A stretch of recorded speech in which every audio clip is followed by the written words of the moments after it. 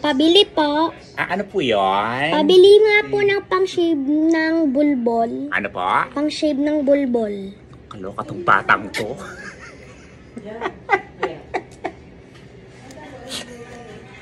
Ano yung binibili mo? Pang-shave ng bulbol. Kakaloka ka? Sino ba nag-utos sa'yo? Sino ba gagamit? Si tatay po. Tatay ko.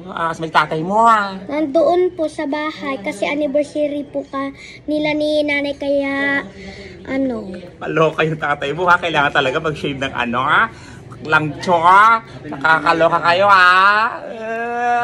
Kasi sila mag-celebrate. po Kasi sila mag-celebrate ng anniversary. sa bayan. Sa bayan? Kaya mag-shave siya? Po. Nakakaloka. Sasama kayo? Hindi po. Hindi. Bakit? Anniversary lang po nila So magsasolve ng dalawa? Ano gagawin nila doon? Magdi-date. Magdi-date? Bakit kailangan ng pang-shave ng bakit kailangan yung bumili ng pang-shave? Para matanggal yung balbas. Balbas? Nakakaloka tong baklang to. Ilan? Isa. Ano pa?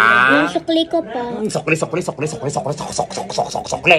Wala ka pang binibigyan ng bayan, nangyay ka ng sukli. Akin na kaya itong batang to pabili ng, ano tawag mo dito Pang-shave ng bulbol.